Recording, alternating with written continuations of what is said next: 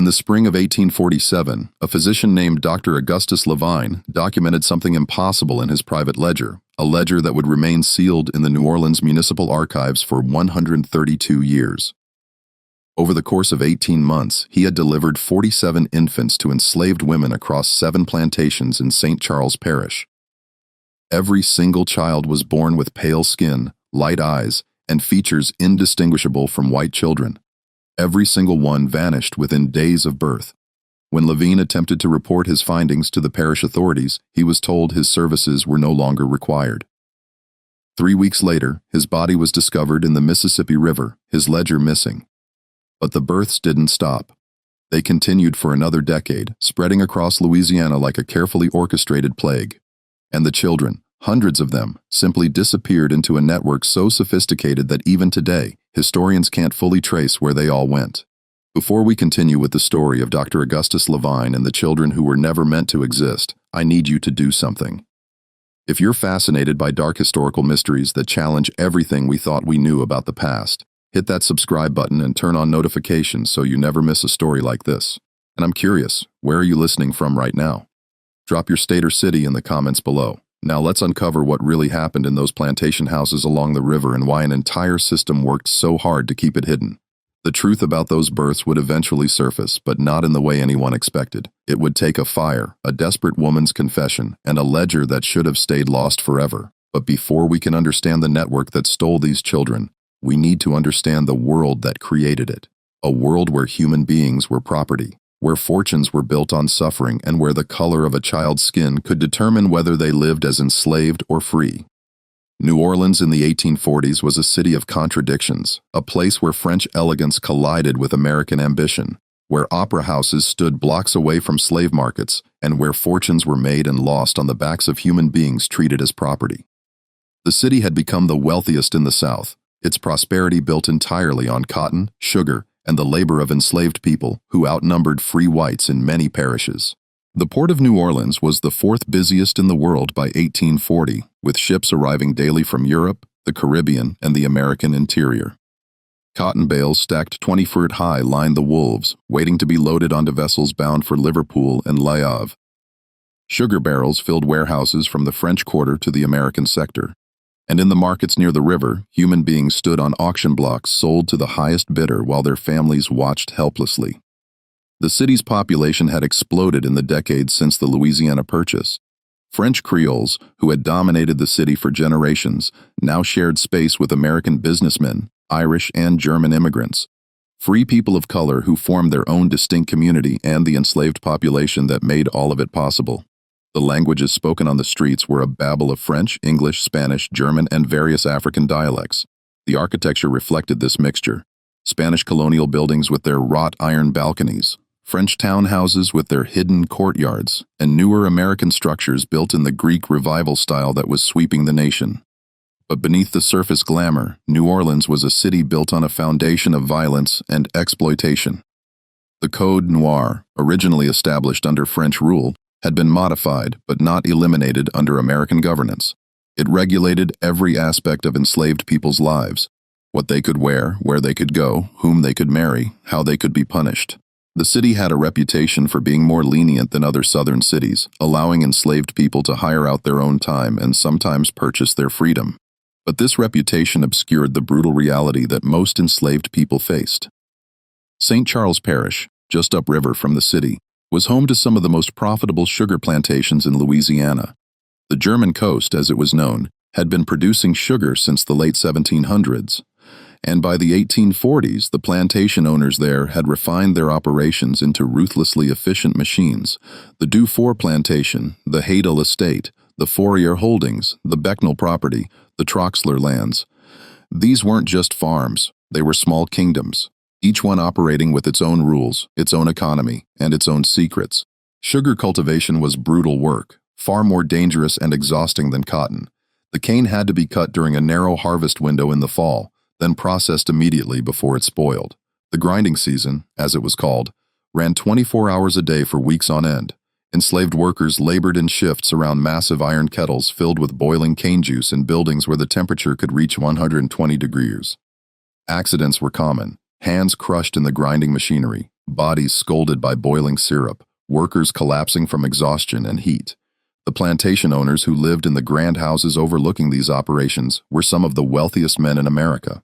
They traveled to Europe, sent their children to the finest schools, collected art and rare books, and considered themselves cultured gentlemen.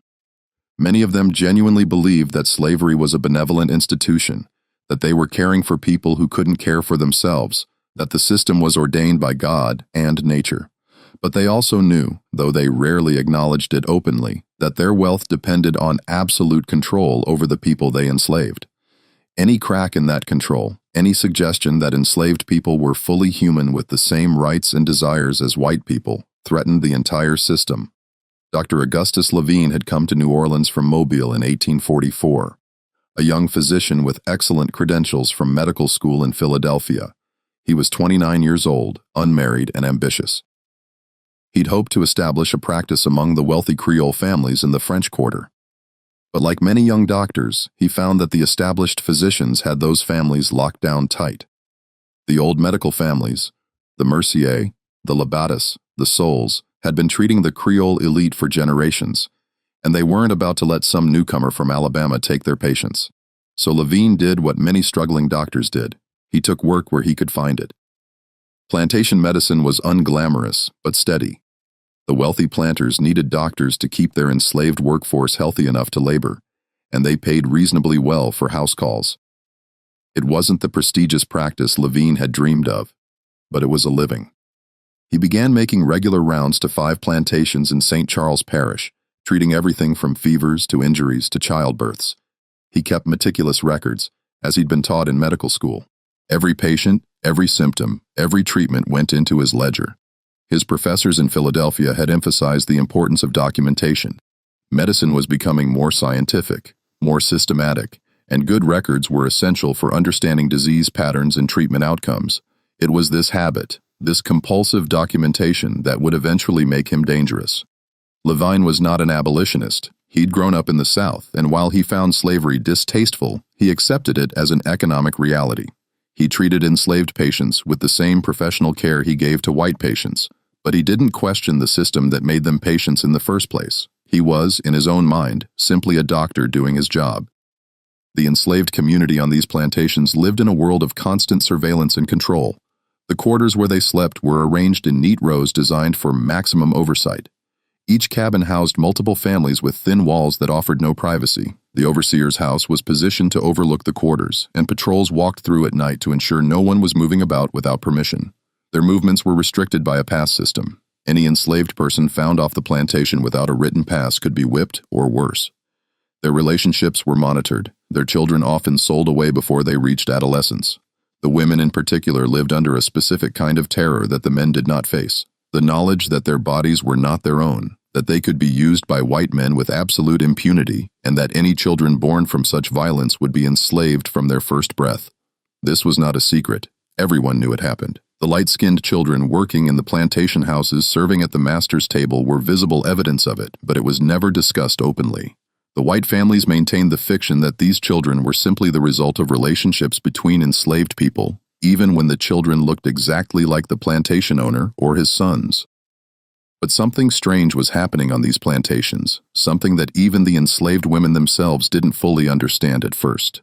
The children being born weren't just light-skinned, they were white, completely, unmistakably white, and they were disappearing. In March of 1846, Lavine was called to the Dufour plantation to attend to a woman named Celeste, who was in labor with her first child. The message had come in the middle of the night, delivered by a young enslaved boy who'd run the 3 from the plantation to Lavine's boarding house in New Orleans. The boy was breathless and frightened, saying only that Celeste was having a difficult labor and the midwife needed help. Lavine gathered his medical bag and rode out to the plantation through the darkness. The road followed the river, passing through groves of live oaks draped with Spanish moss. The air was thick with the smell of the river and the sweet cloying scent of sugar processing. In the distance, he could see the lights of other plantation houses scattered along the river like lanterns in the darkness. He arrived at the Dufour plantation just before dawn. The main house was dark, but lights burned in the quarters. An elderly enslaved woman named Ruth met him at the door of one of the cabins. She was the plantation's primary midwife, a woman who delivered hundreds of children over her 60-some years. Her face was deeply lined, her hands gnarled with arthritis, but her eyes were sharp and assessing. "She's been laboring since yesterday afternoon," Ruth said quietly, leading Lavine into the cabin. "Baby's positioned wrong. I can't turn it." Inside, the cabin was stifling despite the cool March night. A fire burned in the small fireplace, heating water in a large pot. Celeste lay on a narrow bed, her face slick with sweat, her body rigid with pain. She was 22 years old, dark-skinned, and had been born on the plantation. This was her first child, and she was terrified. Lavine examined her quickly, professionally. Ruth was right. The baby was breech. He'd have to turn it manually, a delicate and dangerous procedure. He'd done it before, but not often, and the risk of losing both mother and child was high. He worked for 2 hours with Ruth assisting and Celeste biting down on a leather strap to keep from screaming. The overseer, a man named Garrett, came by once to check on the progress, then left again. The plantation owner, Jean-Baptiste Dufour, never appeared. The birth of an enslaved child was beneath his notice. Finally, just after midnight, Lavine managed to turn the baby. Celeste pushed through 3 more contractions and the child was born. A healthy baby girl with strong lungs and good color. But when Lavine cleaned the infant and examined her, he felt a cold confusion settle over him. The child was pale, not light brown, not mixed race in appearance, but genuinely pale, with skin the color of cream and eyes that would clearly be blue once they focused. Her features were delicate, European, the shape of her nose, the set of her eyes, the texture of her hair. Everything about her suggested white ancestry and recent white ancestry at that. He looked at Celeste, then back at the infant. Celeste's face was unreadable, a mask of exhaustion and something else, fear perhaps, or resignation. She wouldn't meet his eyes. "The father?" Lavine asked quietly, though he already suspected the answer. Celeste didn't respond. Ruth, who was cleaning up the afterbirth, simply shook her head in a way that told Lavine not to ask again. He recorded the birth in his ledger, noting the time, the difficulty of the delivery, and the child's condition. Then he added a line that would later seem prophetic. "Female infant delivered to Celeste. Property of J. Dufour. Healthy, unusual presentation. Child appears white in complexion and features. Father unknown." He left the cabin as the sun was rising, exhausted and troubled. He'd delivered children to enslaved women before, including children who were clearly of mixed race. But this was different. This child could pass for white in any setting. If he'd seen her in a white woman's arms, he would never have questioned her parentage. 3 days later, when Lavine returned to check on Celeste's recovery, the child was gone. Celeste was sitting on the porch of her cabin, staring out at nothing. Her breasts were bound tightly and she moved stiffly as if in pain. "Where's the baby?" Lavine asked. Celeste didn't answer. She just kept staring. Lavine found the overseer, Garrett, near the sugar mill. "The infant I delivered to Celeste. Where is she?" Garrett barely looked up from the ledger he was reviewing. "Died in the night. Weak constitution, we buried her already." "Died of what?" Lavine asked, feeling a prickle of unease. "Weak constitution," Garrett repeated flatly. "Happens all the time with these people. They're not as hardy as whites. You know that." But Lavine had examined that child. She'd been perfectly healthy with strong lungs and good color. Her reflexes had been normal, her temperature stable. There was no reason she should have died. "I'd like to examine the body," Lavine said. Garrett finally looked up, his expression hardening. "Body's buried. No point digging it up. You got paid for the delivery, didn't you? That's all you need to worry about." Lavine wanted to press the issue, but something in Garrett's tone warned him off. He noted the death in his ledger, but he didn't believe it.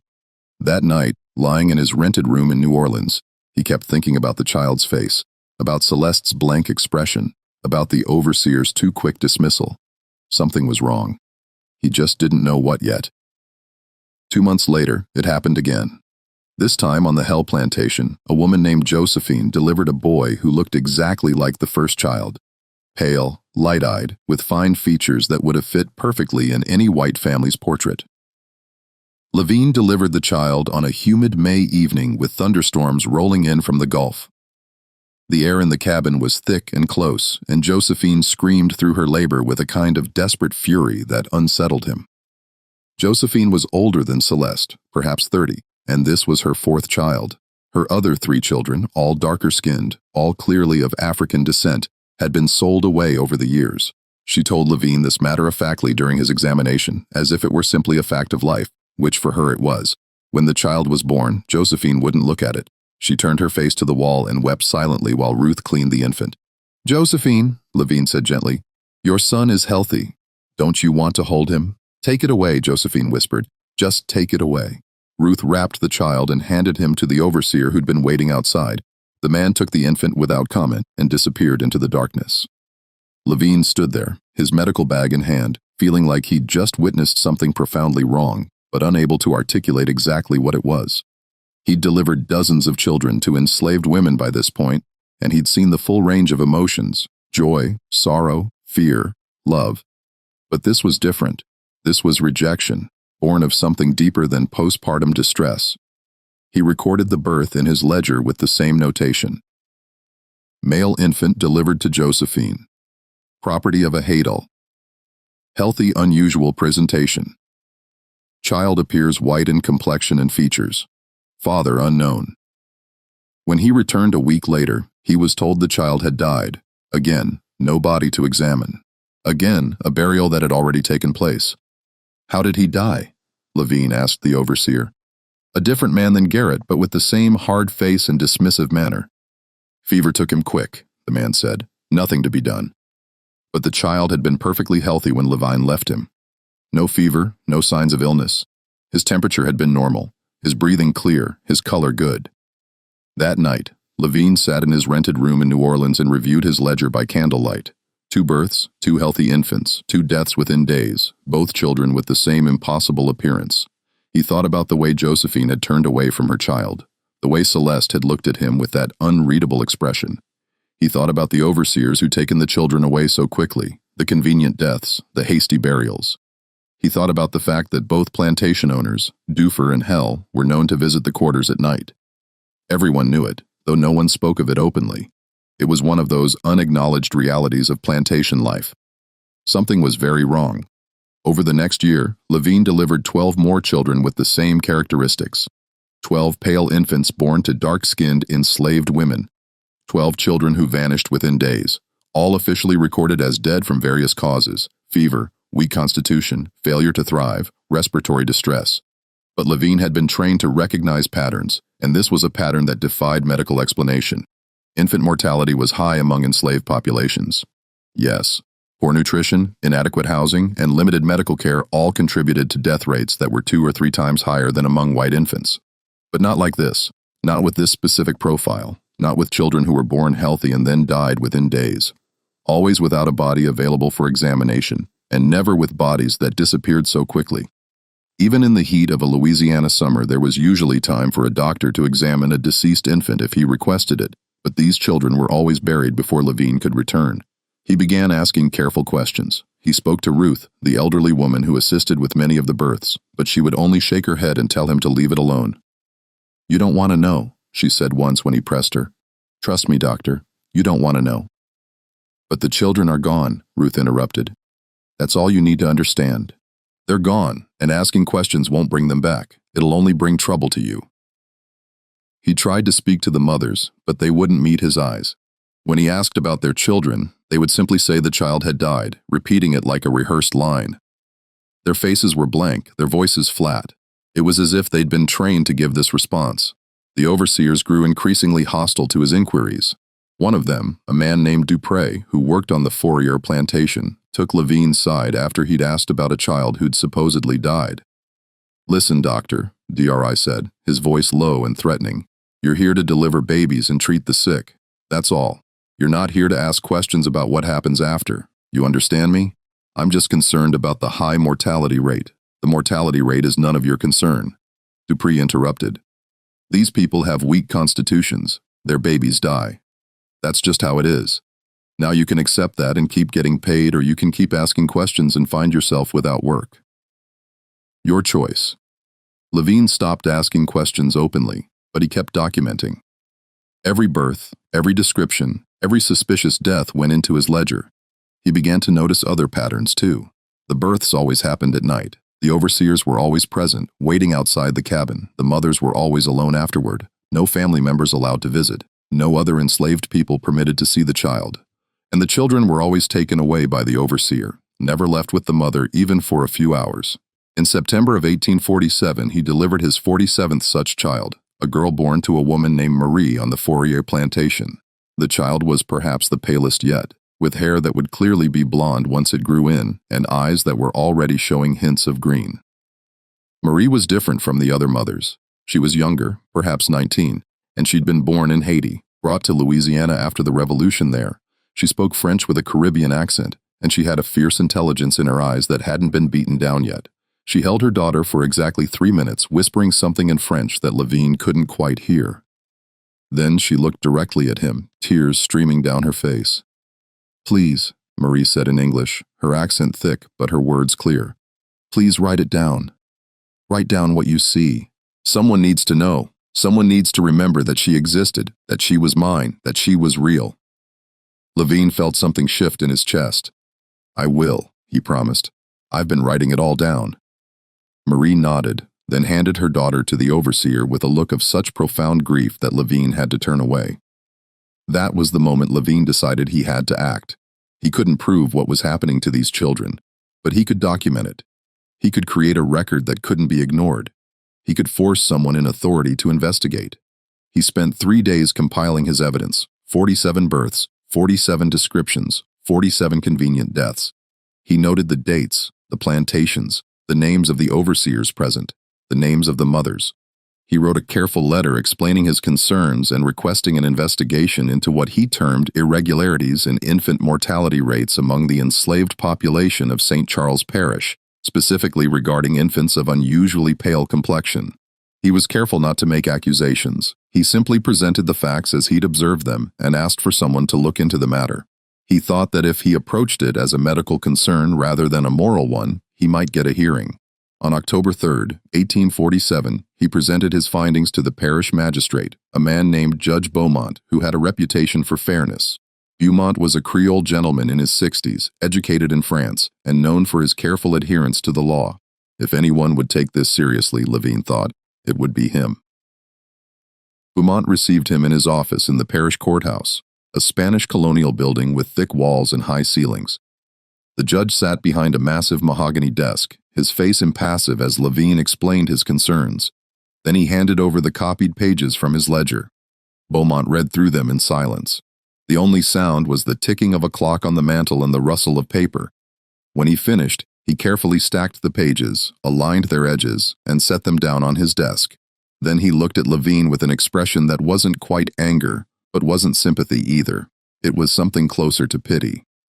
"Dr. Lavine," Beaumont said slowly, "I'm going to give you some advice. Go back to your practice. Deliver the babies you're called to deliver. Keep your records if you must, but do not pursue this matter further."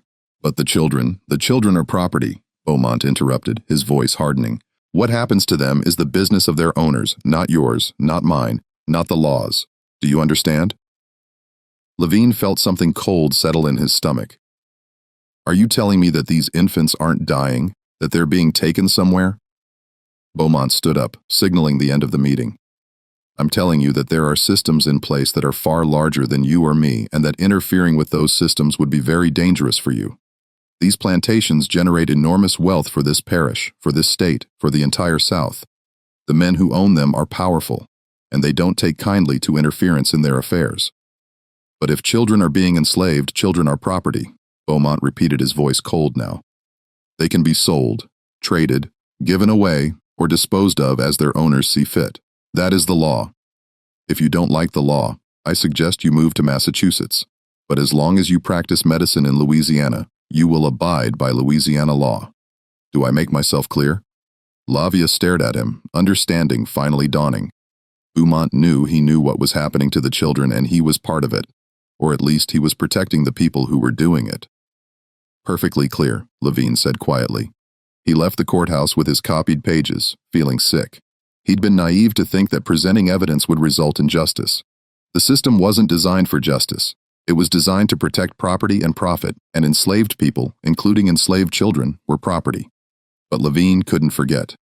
That night, he made a second copy of his ledger pages and hid them in his room, sewn into the lining of his mattress. The original he kept with him at all times in a leather portfolio that he carried everywhere. He also wrote a letter to his sister in Mobile, a sister who had died of yellow fever when Lavine was 12, a fact that anyone investigating him would quickly discover. In the letter, he detailed everything he'd learned and everything he suspected.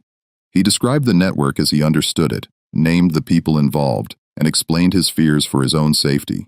Then he sealed the letter and hid it in his ledger between the pages documenting birth 32 and 33.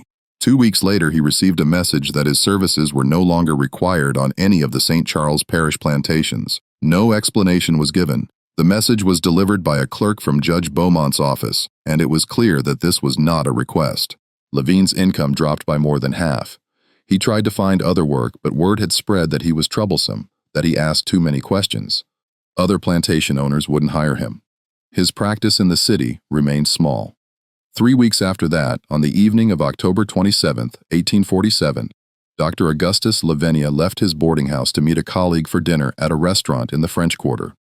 He was carrying his leather portfolio as always. He never arrived at the restaurant. His body was found the next morning caught in the pilings beneath a dock on the Mississippi River. The official cause of death was listed as accidental drowning, likely the result of intoxication. A bottle of whiskey was found near where his body had entered the water, and witnesses reported seeing a man matching Lavine's description drinking alone at a tavern earlier that evening. His medical bag was found nearby, its contents scattered. His leather portfolio was gone. The landlady at his boarding house, when questioned by the police, said she'd seen 2 well-dressed men leaving his room the night he died. They'd told her they were colleagues of the doctor collecting his belongings for his family. She'd thought nothing of it at the time. They'd been polite, well-spoken, and had given her $1 for her trouble. When the police searched Lavine's room, they found it had been thoroughly cleaned out. His clothes remained, but all his papers were gone. His medical books were still on the shelf, but any loose documents had been removed. The mattress had been slit open, the lining torn out. The hidden copy of his ledger pages was never found. Either the men had been thorough in their search, or the landlady had disposed of it herself after the police left, not understanding what it was. Dr. Augustus Lavine was buried in St. Louis Cemetery No. 2 in an unmarked grave in the section reserved for paupers and strangers. He had no family in New Orleans to claim his body or his possessions. His few belongings were sold to pay his outstanding rent. Within a month, it was as if he'd never existed. But the births continued. In the years following Lavine's death, the phenomenon he documented didn't stop. It accelerated across Louisiana, Mississippi, and Alabama.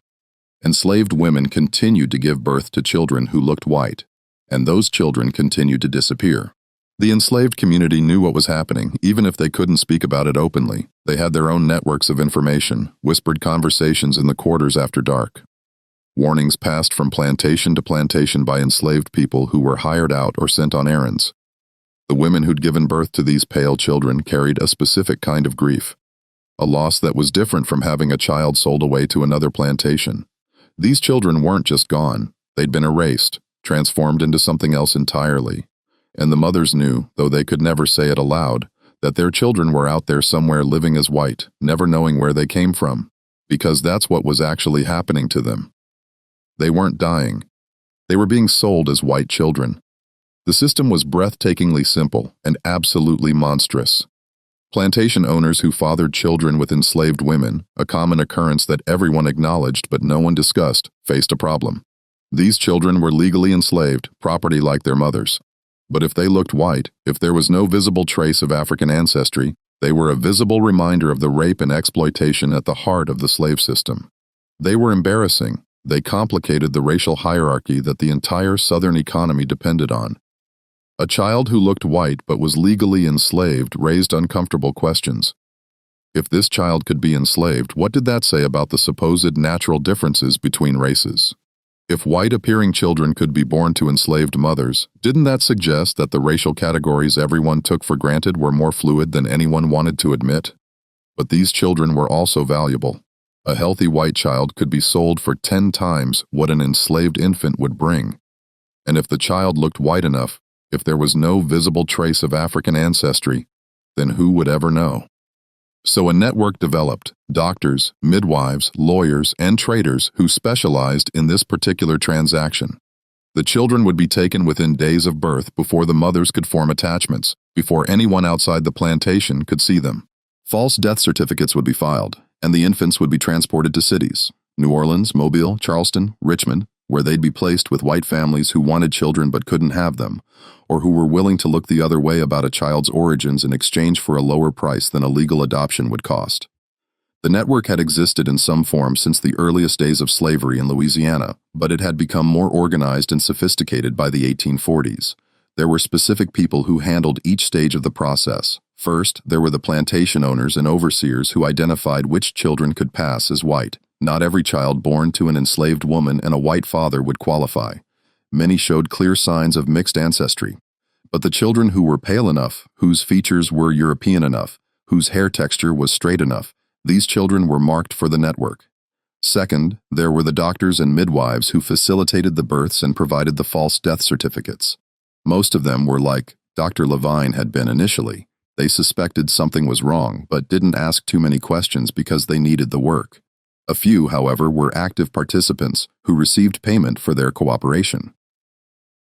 Third, there were the transporters, men who moved the children from the plantations to the cities. They traveled with forged papers claiming the infants were their own children or orphans they were taking to relatives or any number of other cover stories. The children were usually drugged with laudanum to keep them quiet during the journey. Fourth, there were the lawyers who created the false documentation, birth certificates, baptismal records, family Bibles with entries backdated to make everything look legitimate. These men were skilled forgers who understood exactly what documents were needed to make a child's new identity unquestionable. Fifth, there were the brokers who connected the children with families willing to buy them.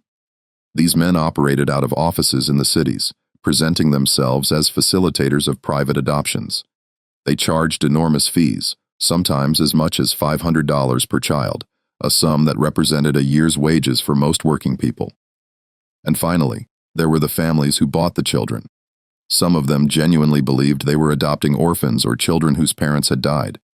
Others knew exactly what they were buying and didn't care. They wanted children, they had the money, and they were willing to look the other way about the circumstances. The entire network was protected by a wall of silence. The plantation owners had every incentive to keep it quiet. They were disposing of evidence of their own crimes. The mothers couldn't speak about it without risking punishment or death. The buyers wanted to believe the children were legitimate, and the children themselves had no memory of their origins. It was in its way a perfect crime. The only evidence was in the records, and those records could be destroyed or altered. The only witnesses were enslaved people whose testimony would never be accepted in court, and the only person who tried to expose it, Dr. Lavine, had been silenced permanently. The system might have continued indefinitely if not for a woman named Henriette Delacroix. Henriette was a free woman of color, a rarity in 1850s Louisiana. Her mother had been enslaved by a wealthy French Creole merchant named Philippe d'Acqua, who had freed her in his will and left her a small inheritance.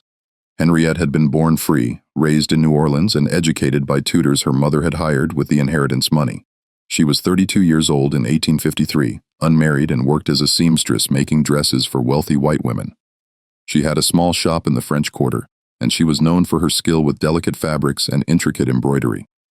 She lived in a modest apartment above her shop, maintained a careful, respectable distance from anything controversial, and navigated the complex social world of New Orleans with the caution that all free people of color had to exercise.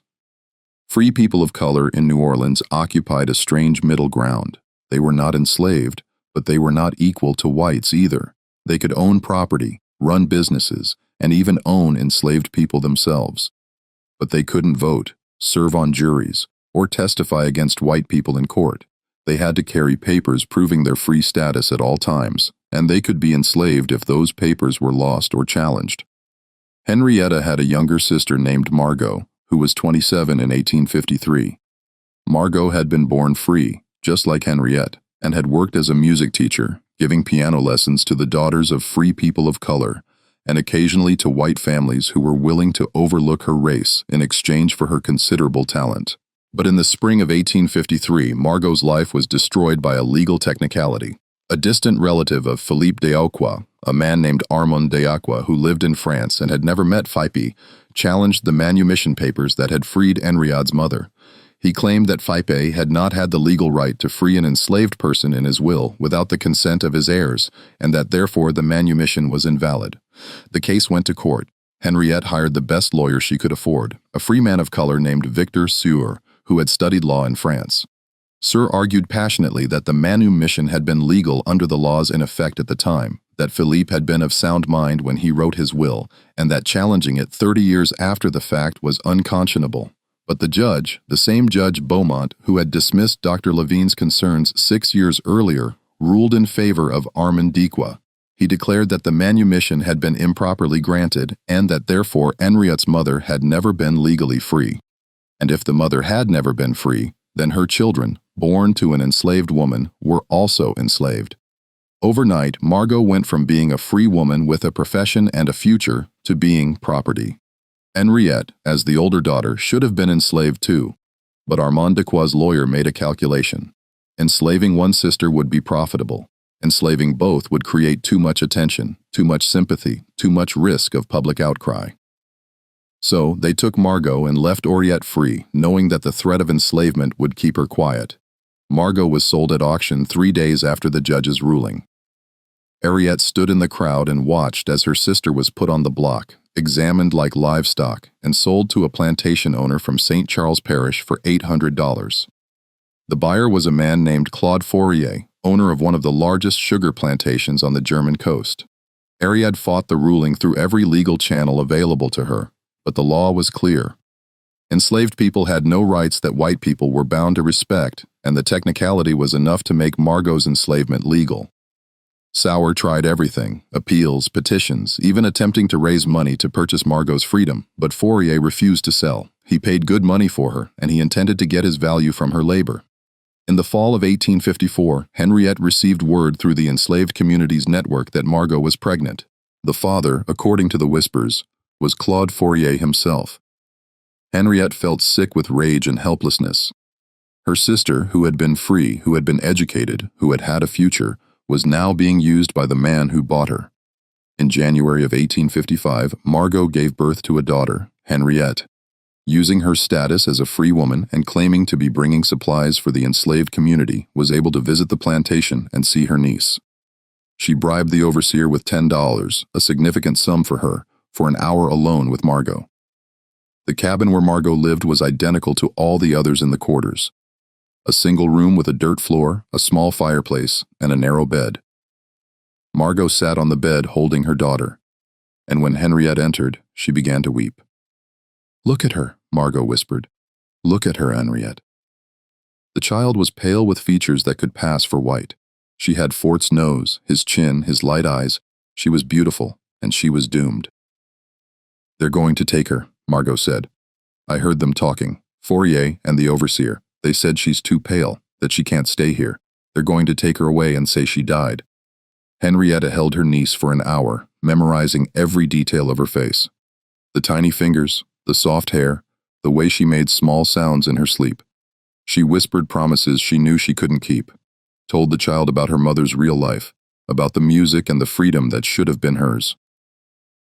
3 days later, Henriette received word that the child had died of fever. But she knew it was a lie. She knew her niece was alive somewhere, being sold to a white family, being erased from existence, and she decided that she couldn't let it stand. She couldn't save her niece, but she could expose what was happening. She could make people see the truth. So, she began to investigate. She used her connections in the free black community, her relationships with enslaved people who worked in white households, her access to white spaces as a seamstress who entered wealthy homes to fit dresses and take measurements. She asked careful questions. She listened to rumors. She pieced together fragments of information that individually meant nothing, but together formed a pattern. It took her 2 years to understand what was happening. 2 years of gathering evidence, of tracking down women who'd lost pale children, of finding the midwives and doctors who facilitated the transfers, of identifying the lawyers who forged documents and the brokers who sold the children. She learned about the network in detail, how it operated, who was involved, how much money changed hands. She discovered that it wasn't just happening in Louisiana. The practice extended across the entire South, anywhere that enslaved women gave birth to children who could pass as white. She found evidence of children being sent to California, to Texas, even to Europe. And in the summer of 1856, she found her niece. The child was living with a wealthy white family in the Garden District, being raised as their daughter. Her name was now Charlotte Beaumont, the same last name as the judge who'd ruled against Margot's freedom and dismissed Dr. Lavine's concerns.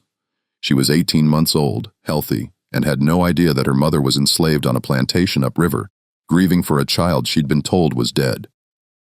Henriette stood across the street from the Beaumont house and watched Charlotte play in the garden with her nurse. The house was a Greek Revival mansion with massive white columns and a garden full of roses and camellias. Charlotte chased a ball across the lawn, laughing while the nurse followed behind her. She was dressed in a white linen dress with pink ribbons, her hair tied back with a matching bow. Henriette felt something break inside her chest. This child, her niece, her sister's daughter, would grow up in luxury, never knowing where she came from. She would be raised as white, marry white, have white children. The connection to Margot would be severed completely, and Margot would spend the rest of her life enslaved, grieving for a daughter who was alive, but might as well be dead. Henrietta couldn't reclaim Charlotte. The law wouldn't allow it. Wouldn't? Even if she could prove the child's origins, and she had no legal proof, only the word of enslaved people whose testimony wouldn't be accepted in court. It would only result in Charlotte being re-enslaved, not returned to Margot. The system was designed to prevent exactly this kind of revelation, but Henriette could expose it. She could make people see what was happening. She could create a record that couldn't be ignored. She began documenting everything she'd learned. She wrote down names, dates, locations. She tracked down other children who'd been sold into white families. She found 12 in New Orleans alone, and she suspected there were dozens more across the South. She interviewed mothers who'd lost children, recording their stories in careful detail. She spoke to midwives who'd been pressured to provide false death certificates. She found a doctor who'd been part of the network but had grown disgusted with it and was willing to talk as long as his name wasn't used. She compiled a dossier that was damning in its detail. It named plantation owners, lawyers, brokers, and families who'd bought children. It described the process from beginning to end. It estimated that hundreds of children had been stolen and sold as white over the past 2 decades. In March of 1857, she took her evidence to a newspaper editor named Thomas Whitfield, who ran a small abolitionist paper called The Liberator's Voice that operated on the edge of legality. Whitfield was a white man from Pennsylvania who'd moved to New Orleans in 1855, driven by a genuine commitment to ending slavery. His paper was constantly under threat of being shut down, and he'd been arrested twice for publishing incendiary material. Whitfield read through Henriette's documentation with growing horror. When he finished, he sat back in his chair and stared at her. "If we publish this," he said slowly, "they'll shut us down. They might do worse. They killed that doctor, didn't they? The one you mentioned in your notes?" "Yes," Henriette said. "They killed him, and they'll kill me if they find out what I know. But someone has to tell the truth. These children deserve to have their stories told. Their mothers deserve to be acknowledged." Whitfield was quiet for a long moment. Then he nodded. "Give me 2 weeks to verify what I can. I'll send someone to check the parish records, see if the death certificates match your information. Then we'll run it. Front page. The whole story." But they never got the chance. Just when we thought we'd seen it all, the horror in New Orleans intensifies. If this story is giving you chills, share this video with a friend who loves dark mysteries. Hit that like button to support our content, and don't forget to subscribe to never miss stories like this. Let's discover together what happens next. On March 15, 1857, 6 days before Whitfield's paper was scheduled to publish Henrietta's exposé, a fire broke out in the building that housed his printing press. The fire started at 2 o'clock in the morning when no one should have been in the building, and it burned hot and fast with an intensity that suggested accelerants had been used. By the time the volunteer fire brigade arrived, the entire structure was engulfed. The building was in the American sector near the docks in an area of warehouses and workshops. The fire spread to 2 adjacent buildings before it could be contained, destroying a cooperage and a tobacco warehouse in addition to the printing press. Thomas Whitfield's body was found in the ruins the next morning. He'd apparently returned to the office late at night. Neighbors reported seeing a light in the windows around midnight and been trapped when the fire started. His body was so badly burned that he could only be identified by the watch he'd been wearing, a distinctive silver piece that his wife recognized. The official investigation concluded that a lamp had been knocked over, igniting the paper and chemicals used in the printing process. It was ruled an accidental death, and the case was closed within a week. All of Whitfield's files were destroyed, including everything Urat had given him. Henriette herself disappeared 3 days after the fire. Her shop was found locked, her apartment empty, her clothes were still in the wardrobe, her dishes still in the cupboard, but she was gone. The money she kept hidden in a tin under her floorboards, nearly $200, her life savings, was gone too. Some people said she'd fled north, terrified that whoever killed Whitfield would come for her next. Others whispered that she'd met the same fate as Dr. Lavine, her body dumped in the river where it would never be found. A few suggested that she'd been enslaved like her sister and sold away to a distant plantation where no one would recognize her. The truth was more complicated. Henriette had been warned. The morning after the fire, she'd found a note slipped under her door. It was written on expensive paper in an educated hand, and it contained no threats, no explanations, just 4 words. Leave now or die. She'd taken the warning seriously. She'd packed a small bag with clothes, money, and a second copy of her documentation. She'd learned from Dr. Lavine's mistake and made copies of everything. She'd walked out of New Orleans that same day, leaving everything else behind. She'd made her way north through a network of abolitionists and free black communities, moving from safe house to safe house, never staying anywhere long enough to be traced. She'd traveled by riverboat to Memphis, then overland to Louisville, then by train to Cincinnati. From there, she'd continued north to Cleveland, then east to Philadelphia.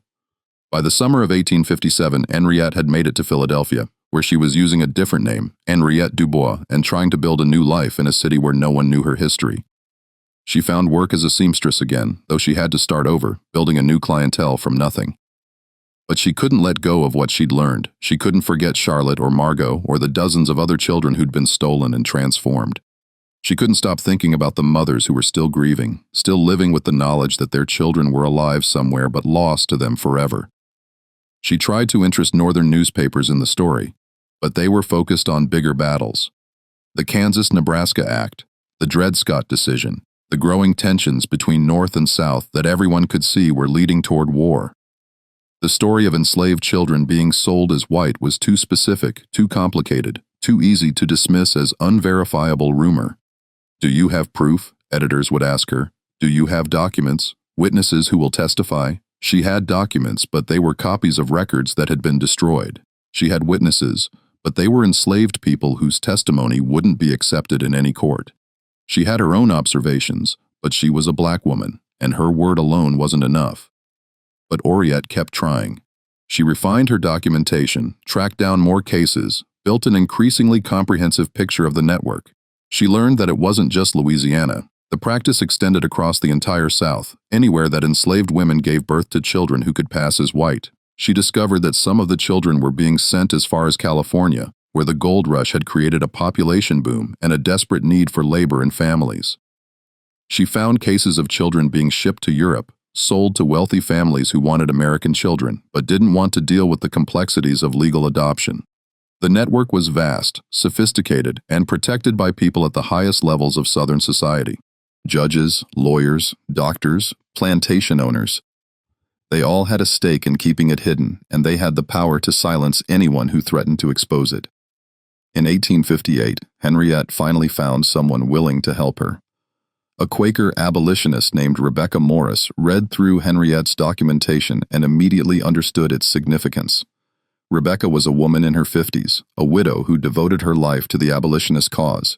She was part of a network of Quakers who were documenting the horrors of slavery for a book that would eventually be published in London, beyond the reach of Southern legal systems. The book was intended to sway British public opinion against slavery and pressure the British government to support abolition in America. "This isn't just about slavery," Rebecca said, sitting in her parlor in Philadelphia with Henriette's papers spread across the table. "This is about the lie at the heart of the entire system. They claim that race is fixed, that you can look at someone and know their ancestry, that white and black are separate and distinct categories ordained by God and nature. But if enslaved children can be sold as white, if they can grow up and have white children and no one ever knows the difference, then the whole racial hierarchy is a fiction." "Exactly," Henriette said. "That's why they'll kill to keep it secret. Because if people understand that race isn't fixed, that it's something that can be changed or hidden or manipulated, then the entire justification for slavery falls apart." Rebecca was part of a network of abolitionists who were documenting the horrors of slavery for a book that would eventually be published in London. She convinced Henriette to let her include the story in that documentation. They worked together for months, refining the narrative, verifying what details they could, and preparing the manuscript. Rebecca had connections to British publishers who were sympathetic to the abolitionist cause, and she was confident that the book would be published and widely distributed. But even as they worked on the manuscript, the network was adapting. Word had spread about Henriette's investigation, about the near miss with Whitfield's newspaper, about the documentation that had nearly been published. The people running the operation became more careful. They moved the children farther away, destroyed records more thoroughly, and eliminated anyone who asked too many questions. In St. Charles Parish, the births continued, but now the children disappeared even faster. Within hours instead of days, the mothers were sometimes sold away immediately after giving birth, scattered to plantations across the South, where they couldn't compare stories or organize resistance. The system was tightening, becoming more efficient and more brutal. The network had learned from its near exposure, and it was taking steps to ensure that it would never be threatened again. And then the Civil War began, and everything changed. The war changed everything and nothing.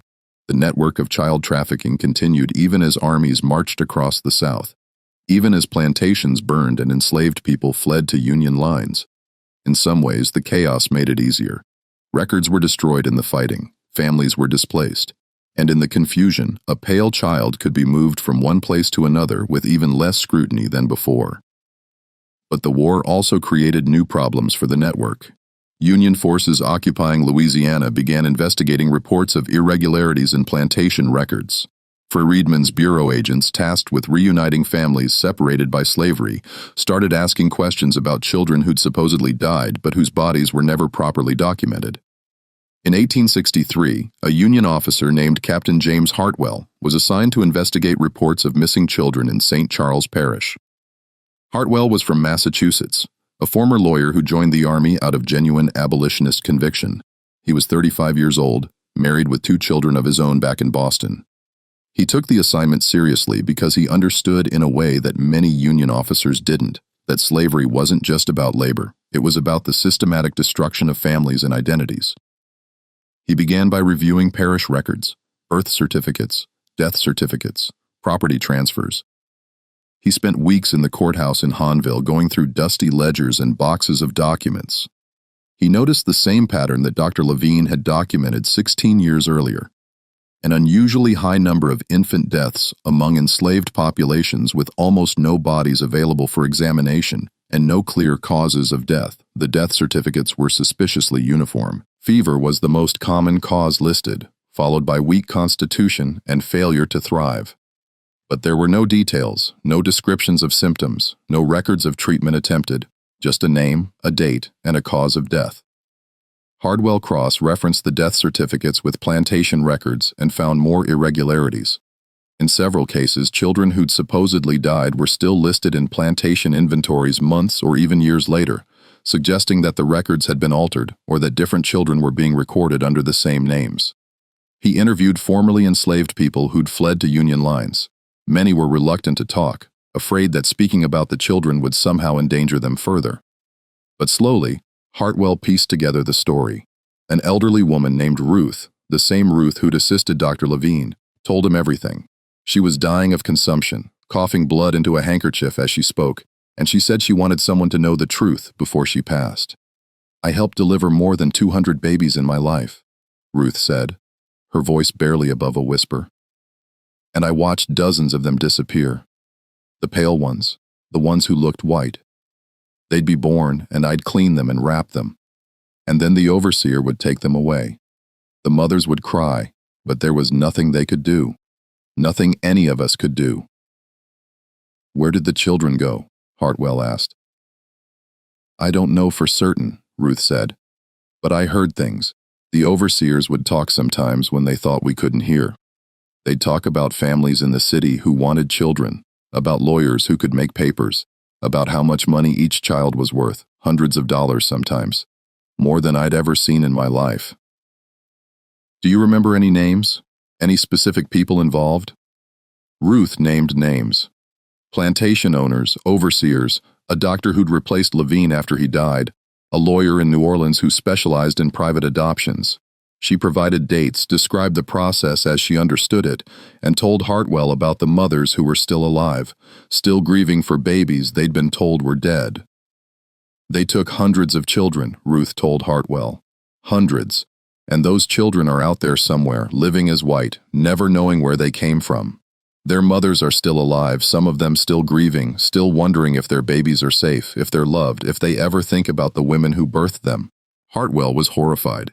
He immediately began compiling a report for his superiors, documenting what he'd learned and recommending a full investigation. He wanted to track down the children, reunite them with their mothers if possible, and prosecute the people who'd been running the network. But before he could submit the report, he received orders transferring him to Virginia. The transfer was sudden, unexpected, and came with a clear message from his commanding officer. "Drop the investigation. There are bigger battles to fight," Colonel Morrison told him when Hartwell protested. "We're trying to win a war and hold the Union together. We can't afford to open up something this complicated right now." "But the children are gone," Morrison interrupted. "Scattered across the country, living new lives. What do you think happens if you expose this? You'll destroy families, ruin lives, create chaos, and for what? You can't undo what's been done. You can't give those children back their original identities. They're white now. For all practical purposes, leave it alone. But the people who did this should be prosecuted." "For what?" Morrison asked. "For selling property they legally owned. For forging documents. You think any court is going to convict wealthy white men for crimes committed against enslaved people? Even if we win this war, even if we abolish slavery, you think anyone is going to care about what happened to a few hundred children?" Hartwell wanted to argue, but he understood the political calculation. The Union needed the support of moderate Northerners who were willing to fight to preserve the Union, but weren't necessarily committed to racial equality. A scandal involving white families who'd unknowingly adopted enslaved children would be politically explosive. It would raise questions about racial identity, about the legitimacy of families, about the entire social order. It was easier to let it go, easier to pretend it hadn't happened, easier to focus on the war and leave the complicated questions for later. So, the investigation was quietly shelved. Hartwell was sent to Virginia, where he served with distinction for another year. He was killed at the Battle of Cold Harbor in June 1864, shot through the chest while leading a charge against Confederate entrenchments. His notes about the missing children were packed up with his personal effects and sent to his family in Boston, where they sat in an attic for decades, unread and forgotten. Ruth died 2 weeks after speaking with Hartwell. She was buried in a mass grave with other formerly enslaved people who died in the contraband camps, her name recorded in a ledger that would eventually be lost. The war ended. Slavery was abolished. The Freedmen's Bureau worked to reunite families, but they focused on people who'd been sold away, not on children who'd been stolen and transformed. The mothers who'd lost pale children had no legal recourse, no way to prove what had happened, no means of finding their children. Even if they'd wanted to, and most of them didn't want to, what would be the point? Their children were white now, living white lives. Revealing the truth would only destroy them. It would mark them as black in a society that was, if anything, becoming more rigidly segregated. It would strip them of their social status, their marriages, their futures. So, the mothers kept silent. They grieved privately, carried their losses alone, and never spoke about the children who'd been taken from them. The network dissolved gradually as slavery ended, and the legal framework that had protected it disappeared. But the children remained, scattered across the country, their origins hidden. Some of them eventually learned the truth. A deathbed confession from an adoptive parent, a discovered letter, a chance encounter with someone who knew the story, but most never knew. They lived and died believing they were white, and their children and grandchildren never had any reason to question it. Margot, Henriette's sister, was freed when the war ended. She stayed on the Fortier plantation as a paid laborer for a few years, having nowhere else to go and no family to return to. Henriette had sent letters trying to find her, but they never connected. The mail system in the South was chaotic in the years after the war, and letters often went astray. In 1870, Margot died of pneumonia. She was 44 years old. She'd never remarried, never had other children, and she'd spent the last 15 years of her life grieving for the daughter who'd been taken from her. She was buried in a small cemetery near the plantation, her grave marked with a simple wooden cross that rotted away within a few years. She never learned that her daughter had lived, that Charlotte had grown up in a wealthy white family just a few miles away in New Orleans, that she'd been raised with every advantage, educated at the finest schools, and introduced to society as the daughter of Judge Beaumont. Charlotte Beaumont, the same Charlotte that Henriette had found in the Garden District 20 years earlier, died in childbirth in New Orleans in 1879. She was 25 years old, married to a wealthy merchant named Edward Clark, and had never known that her mother was an enslaved woman named Margot, who died on a plantation in 1870, still grieving for the daughter she'd held for 3 hours. Charlotte's death was mourned by New Orleans society. She was buried in a prominent tomb in Metairie Cemetery with a marble angel marking her grave. Her obituary in the Times-Picayune described her as a beloved daughter of one of our city's most distinguished families. Taken from us too soon. Charlotte's children, 2 daughters ages 3 and 5, grew up white, married white, had white children of their own. The secret died with the generation that had created it, or so everyone thought. Henrietta Dequoy lived until 1889, dying in Philadelphia at the age of 68. She'd never stopped documenting cases of stolen children, even though she knew her work would likely never result in justice. She'd never married, never had children of her own, and she devoted the last 30 years of her life to creating a record of what had happened. Her papers discovered after her death by the Quaker community that had supported her contained records of over 300 cases across 7 southern states. She documented births, disappearances, and the fates of children she'd been able to track down. She'd created a genealogy of stolen identities, a map of families that had been torn apart and reassembled in new configurations. The Quakers preserved her papers, recognizing their historical significance.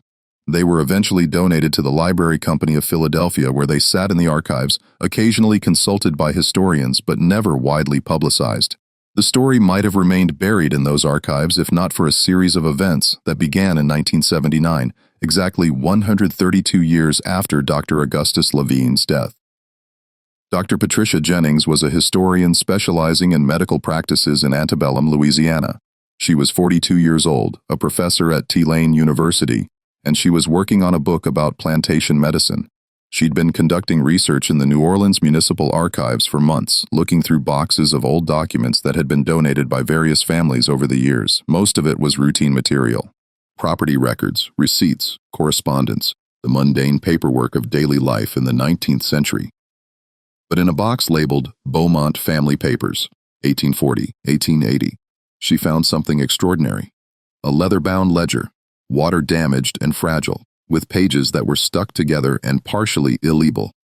Jennings recognized immediately that it was a medical ledger. She could see entries for patients, treatments, and fees. But as she carefully began separating the pages, she realized this was something more significant. It was Dr. Augustus Lavinia's original ledger, the one that had supposedly disappeared when he died. Jennings spent 3 months carefully separating the pages and transcribing what she could read. The water damage had destroyed some entries completely, but enough remained to tell a story. 47 births, 47 descriptions of pale children born to enslaved women, 47 suspicious deaths. But there was more. Tucked between the pages, she found letters. Letters from Lavine to Judge Beaumont pleading for an investigation. Letters from Beaumont to Lavine warning him to stop asking questions. And one final letter dated October 26, 1847, the day before Lavine's body was found in the river. The letter was addressed to my dear sister Margaret. Though Jennings's research revealed that Lavine's only sister had died in childhood, it was clearly a precaution. If the letter was intercepted, it would appear to be personal correspondence, not evidence of a crime. In the letter, Lavinia described everything he'd learned. He named the plantation owners involved, the overseers who facilitated the transfers, the lawyers who forged documents. He described the network in detail, including the fact that Judge Beaumont himself was one of the primary organizers. I have documented 47 cases, Lavine wrote, but I believe there are many more. This is not an isolated practice, but a systematic operation involving some of the wealthiest and most powerful men in Louisiana. They are stealing children from their mothers and selling them as white, erasing their identities and their histories for profit. He went on to describe his plan. He was going to take his evidence to a newspaper in New York beyond the reach of Louisiana law. He was leaving New Orleans the next day, traveling by steamboat to Memphis and then overland to New York. He'd already made arrangements with an editor at the New York Tribune who'd agreed to publish his findings. If you're reading this, the letter concluded, it means they've killed me, but at least the truth will survive. These children deserve to have their stories told. Their mothers deserve to be acknowledged, and the men who did this deserve to be exposed, even if they're never punished. Jennings sat in the archives reading room holding the fragile letter and felt chills run down her spine. This wasn't just a historical curiosity. This was evidence of a massive crime, a systematic operation that had stolen hundreds of children and erased their identities. She immediately began researching further. She found records of Lavine's death, the cursory investigation, the quick burial. She found references to Judge Beaumont's career, his wealth, his prominence in New Orleans society. She found property records showing that Beaumont had owned a house in the Garden District, the same house where Henriette had seen Charlotte playing in the garden. And she found adoption records, or rather, she found the absence of adoption records. In the 1850s, Louisiana had no formal adoption laws. Children were transferred from one family to another through private arrangements with minimal documentation. It was the perfect system for hiding the origins of stolen children. Jennings published her findings in an academic journal in 1981. The article titled "The Hidden Traffic Child Theft and Racial Passing in Antebellum, Louisiana" caused a minor sensation in historical circles. It was picked up by a few newspapers, discussed at academic conferences, and cited in other scholars' work, but it didn't reach a wider audience. The families named in Lavine's ledger were long gone. The plantations had been sold and resold, and most people dismissed it as a tragic but isolated incident, a dark chapter in history that was safely in the past. But Jennings kept digging. She traveled to Philadelphia and found Henriette Delacroix's papers in the Library Company archives. She tracked down Captain Hartwell's notes in his family's papers in Boston.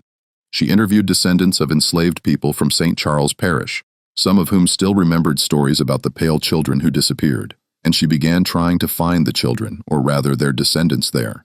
Using genealogical records, DNA testing, and painstaking historical research, Jennings identified 17 families in Louisiana, Mississippi, and Alabama who were descended from children who'd been sold as white. Some of the families were shocked by the revelation. Others had suspected something but never had proof. A few had known the truth for generations but kept it secret, afraid of the social consequences. One of those families was the Beaumont family. Judge Beaumont's great-great-granddaughter, a woman named Elizabeth Beaumont Clark, agreed to speak with Jennings in 1985. Elizabeth was 62 years old, a retired school teacher living in Baton Rouge. She was white, appearing with pale skin and light brown hair, and she'd grown up believing she was entirely of European descent. But her grandmother had told her a different story. "My grandmother told me when I was 16, Elizabeth said, sitting in her living room with Jennings. "She said that our family had a secret and that I needed to know it before she died. She told me about Charlotte, about how she'd been bought as an infant, about how the judge had arranged the whole thing." "How did you feel when you learned?" Jennings asked. Elizabeth was quiet for a long moment, staring out the window at her garden. "I felt like my entire identity was a lie," she finally said. "I'd grown up thinking I knew who I was, where I came from. I'd been taught about my family history, about our French and Spanish ancestors, about our place in New Orleans society. And then I learned that my great-great-grandmother had been enslaved, that she'd been stolen from her mother, that everything I'd been told about my family history was false." "Did it change how you saw yourself?" "Yes and no," Elizabeth said. "I still looked the same. I still had the same memories, the same relationships, but I felt like I was living a lie, like I was passing as something I wasn't. And I didn't know what to do with that knowledge. Who was I supposed to tell? What was I supposed to do with it? Did you ever try to find Charlotte's mother's family?" "I tried," Elizabeth said, "but the records were destroyed during the war and there was no way to trace Margot's descendants. If she had other children, I don't know who they are. I don't know if I have cousins out there who are black who might be descended from the same woman. It's like that part of my history was just erased." She paused, then added, "And I think about Charlotte sometimes, about what her life was like. Did she ever suspect? Did she ever feel like she didn't quite belong? Or did she live her whole life believing she was white, never questioning it? I'll never know." Jennings' research revealed that this was common. The network had been designed to sever all connections between the children and their origins. Even when descendants learned the truth, they usually couldn't trace their ancestry back far enough to find their enslaved relatives. The documentation had been too thoroughly destroyed, the connections too completely severed. The system had worked exactly as intended. It had taken children who were legally black and transformed them into white people, erasing their history so completely that even modern genealogical tools couldn't fully reconstruct them. In 1987, Jennings published a book called Stolen Children: The Hidden History of Racial Passing in the Antebellum South. It was extensively researched, carefully documented, and deeply disturbing. It told the story of Dr. Lavine, Henriette Delacroix, Captain Hartwell, and the hundreds of children who'd been stolen and sold as white. The book was reviewed positively in academic journals and received some attention in the mainstream press. The New York Times ran a feature article about it, and Jennings appeared on several radio programs to discuss her findings, But the story didn't generate the kind of public outrage that Jennings had hoped for. Part of the problem was timing. The book was published in 1987 during the Reagan era, when discussions of race and history were often dismissed as divisive or unnecessary.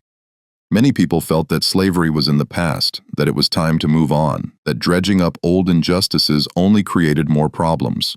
Part of the problem was also the nature of the story itself. It was complicated, involving legal technicalities and genealogical research that was hard for general readers to follow, and it raised uncomfortable questions that many people didn't want to confront. If hundreds of children had been stolen and sold as white, how many of their descendants were living today? How many white Americans might have enslaved ancestors without knowing it? What did that mean for racial identity, for family histories, for the entire concept of race itself? These were questions that challenged fundamental assumptions about identity and belonging, and many people simply didn't want to engage with them. But the book did reach some people. Descendants of the stolen children began contacting Jennings, sharing their own family stories, and asking for help tracing their ancestry. Some of them had always suspected something was wrong with their family history, gaps in the records, inconsistencies in the stories, physical features that didn't quite match the supposed ancestry. One of those people was a woman named Sarah Mitchell, who contacted Jennings in 2015, nearly 30 years after the book was published. Sarah had grown up in Atlanta in a white family with no reason to question her ancestry. But when she'd done a DNA test out of curiosity, the results had shown a small but unmistakable percentage of African ancestry, about 12%, suggesting that one of her great-great-grandparents had been of African descent. She'd dismissed it at first as an error or a distant ancestor she didn't know about, but then she'd started researching her family history and found gaps in the records. Her great-great-grandmother had appeared in New Orleans in 1855 as a young child with no clear documentation of her birth or parentage. The family story was that she'd been orphaned, but there were no death certificates for her supposed parents, no records of their existence at all. Sarah spent 2 years tracing the records, working with genealogists and historians, and eventually she found her great-great-great-grandmother's name in Dr. Lavine's ledger. The child had been born to an enslaved woman named Josephine on the Hadel plantation in May of 1847. She'd been sold to a family in New Orleans when she was 3 days old, given the name Emily Harper, and raised as white. "I don't know how to feel about this," Sarah told a reporter in 2017 after her story was featured in a documentary about racial identity in America. "Part of me feels like I've discovered this important truth about who I am, but another part of me feels like I've lost something. My whole understanding of my family, my identity, my place in the world. It's all different now." "Have you tried to find Josephine's other descendants?" the reporter asked. "I have," Sarah said. "But the records are so fragmentary, Ari. I know Josephine had other children before the one who became Emily Harper, but they were all sold away. I don't know where they went or what happened to them. I've connected with a few people who might be distant cousins, but we can't prove it. The documentation just doesn't exist." She paused, then added, "And I can't even find Josephine's descendants, if she had any others. That part of my family is just gone, erased, and I'll never be able to recover it." Sarah's story was featured in a documentary about racial identity in America that aired on PBS in 2018. The documentary explored the legacy of slavery and the ways that racial categories had been constructed and maintained through law and custom. Sarah's story was one of several case studies, and it reached a wider audience than Jennings's book ever had. After the documentary aired, dozens of people contacted the producers, saying they'd found similar gaps in their family histories, similar unexplained DNA results, similar stories of children who'd appeared with no clear origins.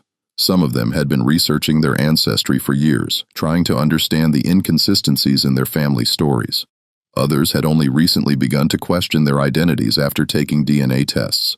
The documentary estimated that there could be hundreds of thousands of Americans who are descended from children who were stolen and sold as white, most of them with no idea of their true ancestry. The network had been so effective, so thorough in its erasure of records and identities that the full scope of it may never be known. Dr. Patricia Jennings died in 2003, still working on a follow-up book that would expand her research to other southern states.